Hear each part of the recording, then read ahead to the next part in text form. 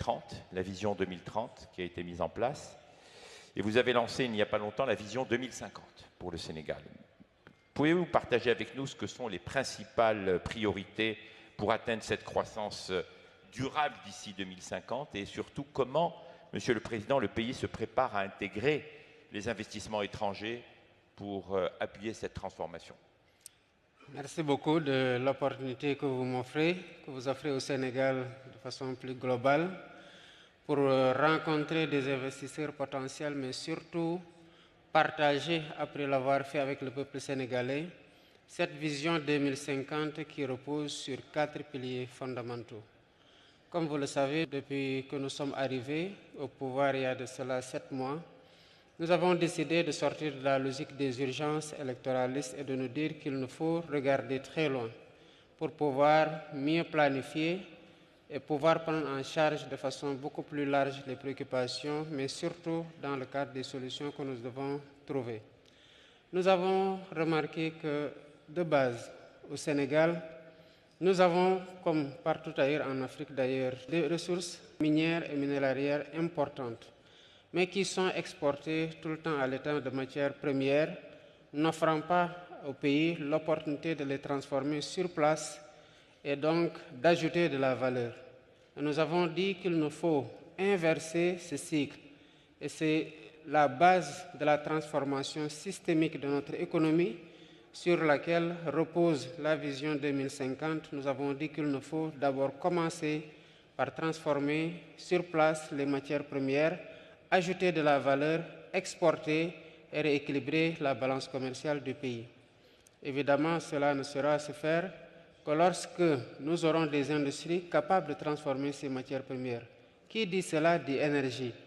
Mais le monde en est aujourd'hui à une préoccupation climatique importante qui nous impose des défis écologiques. Et nous avons dit le deuxième pilier, donc, c'est faire en sorte que nous ayons une énergie beaucoup plus accessible, beaucoup plus verte, pour avoir une économie qui soit à la fois durable mais résiliente.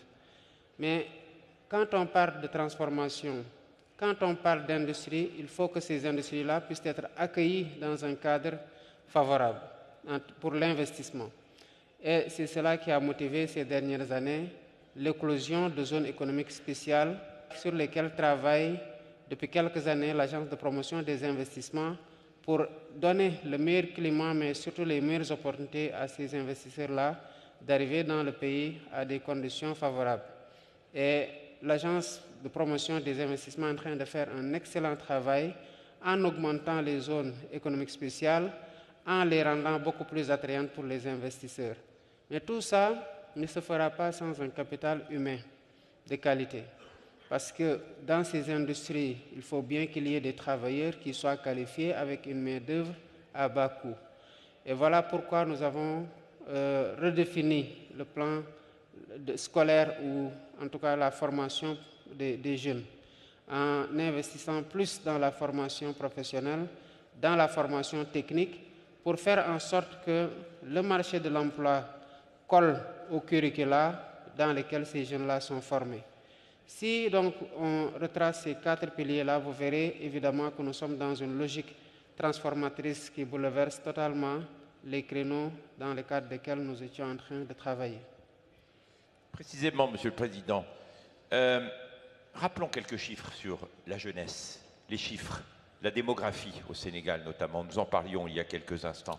Effectivement, le Sénégal est un pays très jeune. C'est à l'image de l'Afrique. Hein. Nous sommes 18 millions, mais dans ces 18 millions, les 9 millions ont entre 18 et 19 ans, un âge médian de 19 ans. 75% de la population sénégalaise aujourd'hui est composée de personnes qui ont moins de 35 ans. Vous voyez donc que c'est une population extrêmement jeune. Et dans la projection de l'agenda 2050, nous serons à peu près entre 38 millions et 40 millions. Autant dire que la population va doubler. 38 millions pour un continent qui, vous me le disiez il y a quelques instants, aura 2,5 milliards d'individus, c'est ça? C'est en cela que l'Afrique représente le futur. Parce qu'une population de 2 milliards 500 millions de personnes, avec autant de ressources, une jeunesse qui est ouverte aux technologies de l'information et de la communication, des leaders conscients qu'il faut qu'ils forme cette jeunesse-là pour que la main-d'œuvre soit qualifiée, un continent où tout est à bâtir sur le plan des défis énergétiques, des infrastructures.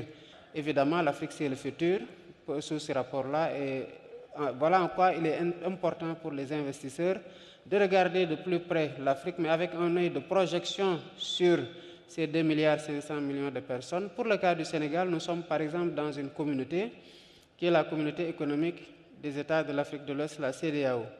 Aujourd'hui, c'est un marché de plus de 400 millions de personnes. Donc à l'horizon 2050, ce sera plus de 2 milliards de personnes où il y a une libre circulation des personnes et des biens qui en fait un marché commun. Et quand vous investissez par exemple dans un pays comme le Sénégal qui a une ouverture sur l'océan, qui a une stabilité politique, mais vous investissez sur un marché de près d'1 milliard de personnes à l'horizon 2050. Et 2050, c'est demain. On se rappelle tous du passage à l'an 2000, c'était hier. Donc, c'est bien de le souligner, Monsieur le Président. Dans le cadre, vous avez défini le cadre de la vision 2050. Est-ce qu'on peut être un peu plus spécifique sur comment vous allez diversifier votre économie et surtout quels sont les secteurs prioritaires pour nos investisseurs qui souhaiteraient investir au Sénégal en particulier? C'est en cela que vous voyez que tout est connecté. Quand on parle de diversification économique, nous parlions tout à l'heure de jeunesse. Qui parle de jeunesse aujourd'hui parle d'hyperconnectivité, d'attirance presque innée à ce que sont les nouvelles technologies de l'information et de la communication. Récemment, à l'Assemblée générale des Nations Unies, après l'Assemblée générale, je me suis rendu à la Silicon Valley. Pourquoi faire? Pour plaider et vendre un rêve que nous avons à cœur de réaliser dans les meilleurs délais d'un hub technologique au Sénégal dans le cadre d'un New Deal technologique. Le New Deal technologique consiste à dire à toutes ces entreprises des GAFAM et de toute autre entreprise de la FinTech mondiale, vous avez un pays où la jeunesse est extrêmement portée vers les nouvelles technologies de l'information et de la communication. Et nous avons des champions locaux, mais nous avons aussi des champions qui ont pris presque naissance au Sénégal, qui se sont ouverts très rapidement en Afrique. Le New Deal technologique consiste à prendre ces champions-là, à les donner comme modèle, à les sublimer, à donner aux jeunes la possibilité, comptant sur l'intelligence artificielle, leur attrait par rapport à cette technologie-là et le potentiel qu'ils ont de pouvoir véritablement les amener vers des métiers numériques qui offrent beaucoup de potentiel. À côté du numérique, vous avez l'agriculture. 2,5 milliards bouches à nourrir le matin, à midi et le soir. Donc évidemment qu'il nous faut investir énormément dans l'agriculture pour la souveraineté alimentaire de nos pays et donc de ces 2,5 milliards de personnes et même d'autres parties du monde parce qu'il faut penser être excédentaire et évidemment exporter. À part la sécurité alimentaire, l'agriculture, la technologie, l'énergie aussi, non? Ah oui. Le Sénégal va devenir bientôt une puissance énergétique. Nous sommes aujourd'hui à 110 francs le kilowattheure. Notre ambition quand on est arrivé, c'est de faire que le kilowattheure baisse au moins jusqu'à 60%. Et au niveau de l'Agence de promotion des investissements, nous avons un projet phare de près de 4 gigawatts d'énergie solaire. Nous sommes en train d'explorer tous les créneaux pour pouvoir avoir une énergie beaucoup plus propre, mais surtout à moindre coût. Mais l'un des projets aussi qui peut aller très rapidement, c'est qu'on a récemment découvert beaucoup de gaz offshore au Sénégal. Et nous cherchons un troisième partenaire pour ce gaz-là. C'est d'autant plus important pour nous que ce gaz-là ouvre des perspectives pour l'agriculture parce que c'est connecté après le gaz to power pour baisser la facture énergétique, mais c'est connecté à des usines de durée pour avoir une agriculture beaucoup plus performante. Donc il y a une certaine connectivité entre aujourd'hui ce que nous sommes en train de faire sur le plan de l'énergie, mais que nous essayons de socler aussi à ce qui doit booster l'agriculture, notamment la production d'engrais, d'urée et avec le phosphate. Monsieur le Président, comment les investisseurs peuvent accompagner tous vos projets industriels, diversification économique, en appuyant ce qui est le plus important, le capital humain? Nous sommes en train de booster des initiatives qui existaient et de concevoir de nouvelles initiatives pour pouvoir toucher le maximum de jeunes et de femmes. Au Sénégal, chaque jeune que vous voyez est porteur d'un projet. Chaque femme que vous voyez est porteuse d'un projet. On dit chez nous que c'est les femmes qui se réveillent à 5 heures du matin pour aller prendre le poisson des marailleurs et le revendre au marché pour pouvoir soutenir la famille. Autant dire qu'elles sont très battantes. Et les jeunes aussi portent toujours un rêve de soutenir la famille, de prendre le relais. Donc c'est des jeunes qui se battent du matin au soir. Et après les avoir formés et qu'ils ont maintenant des projets, il faut pouvoir financer ces projets-là. Nous avons au Sénégal mis en place ce que nous avons appelé une agence nationale de la promotion de l'emploi des jeunes, mais surtout nous promouvons l'auto-emploi des jeunes à travers une délégation. Et à travers cette délégation, nous finançons des projets portés par des jeunes et par des femmes, notamment dans le domaine des nouvelles technologies, de l'agriculture, mais aussi d'autres initiatives que les jeunes et les femmes portent et qui sont en besoin de financement.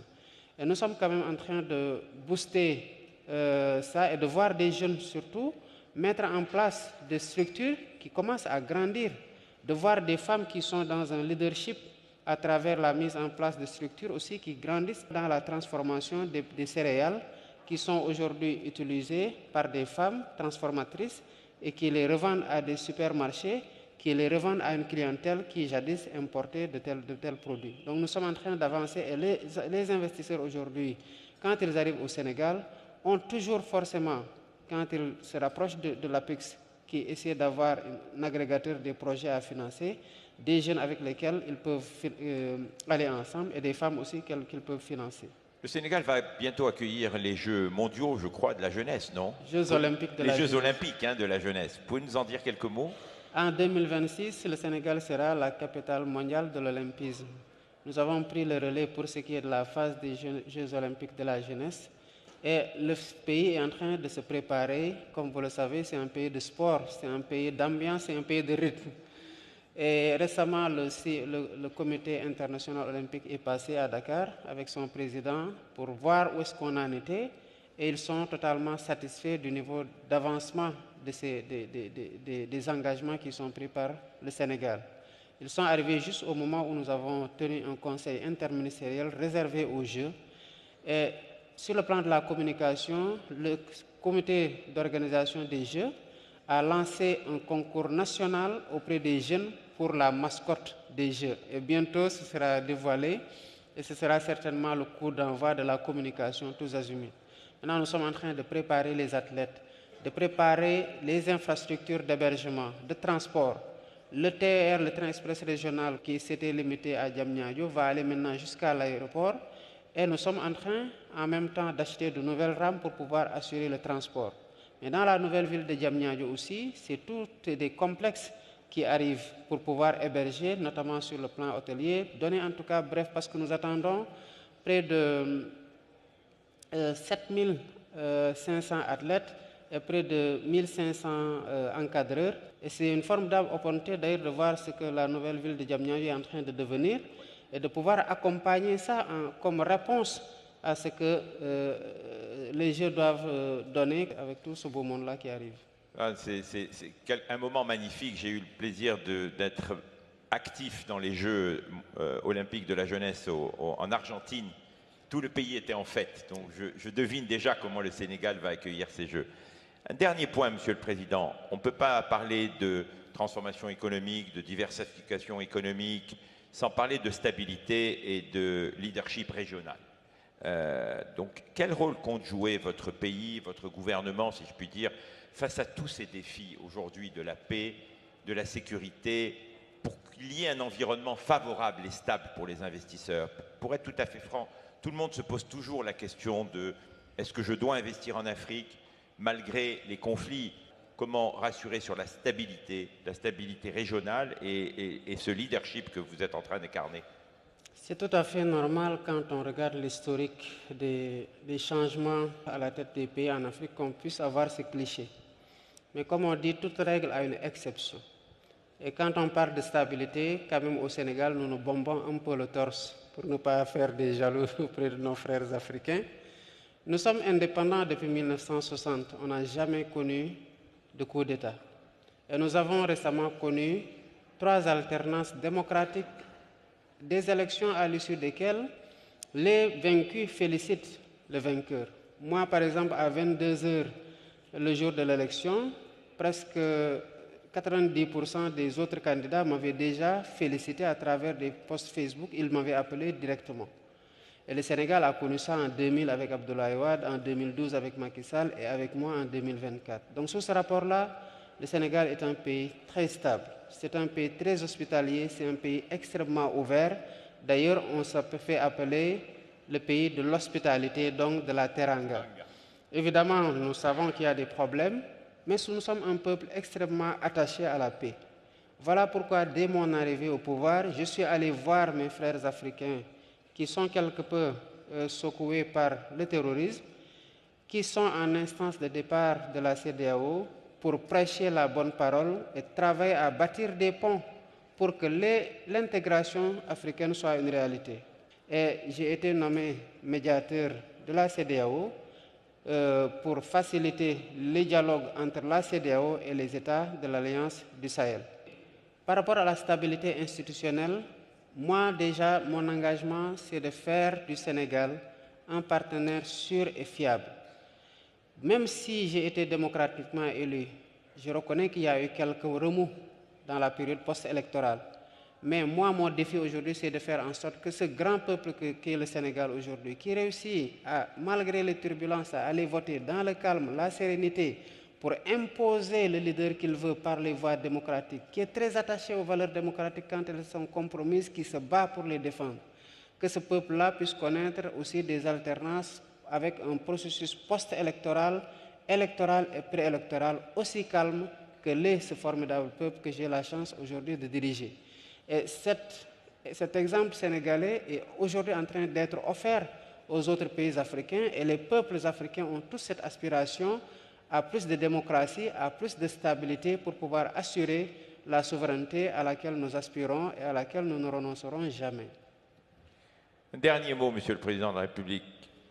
Quel message ferez-vous passer à nos amis qui sont dans la salle, qui viennent du monde entier, qui cherchent des opportunités? Pour citer Son Altesse Royale, le prince Mohammed Ben Salman, quand il a créé cette conférence il y a 8 ans, il avait dit « Je veux que ce soit la place où les gens viennent pour comprendre dans quel secteur et dans quelle géographie investir ». Donc, quel est le message que vous passez à nos amis membres et investisseurs qui sont dans la salle? Mais je voudrais d'abord remercier les organisateurs de ce sommet. Et en premier lieu, le prince Mohammed Ben Salman, et à travers lui, formuler des prières pour les serviteurs des 2 mosquées. Vous féliciter en tant qu'organisateur pour cette tribune que vous offrez aux leaders et aux dirigeants. Je voudrais dire aux investisseurs dans la salle de regarder l'Afrique avec un autre œil. Aujourd'hui, en Afrique, c'est l'émergence de nouveaux dirigeants jeunes qui ont mal de voir ce retard que nous accusons sur tous les plans, qui ont mal de voir ce potentiel inexploité et qui ont envie de relever le défi et de faire naître un nouvel espoir qui va se matérialiser comme une réalité intangible en termes de qualité de vie améliorée par rapport à cette population qui l'attend de façon d'ailleurs tout à fait naturelle de ses dirigeants. Et l'Afrique, il faut la voir aujourd'hui, comment elle se réveille, quelles sont les ambitions qu'elle porte et surtout se projeter avec cette Afrique-là qui va forcément davantage de jour en jour se démocratiser, qui va forcément gagner en stabilité, mais qui est à bâtir sur le plan des infrastructures, sur le plan des défis énergétiques, sur le plan de la formation des jeunes, sur le plan des défis technologiques, et qui a une population qui avance, qui ne vieillit pas comme dans d'autres continents, une population qui est jeune. Donc, venez investir en Afrique. Il y a à faire avec nous, à bâtir avec nous dans le cadre d'un partenariat fécond et mutuellement gagnant. Monsieur le Président, merci infiniment pour le temps que vous nous avez accordé et de nous avoir réservé votre premier entretien dans le cadre de votre voyage officiel en Arabie Saoudite.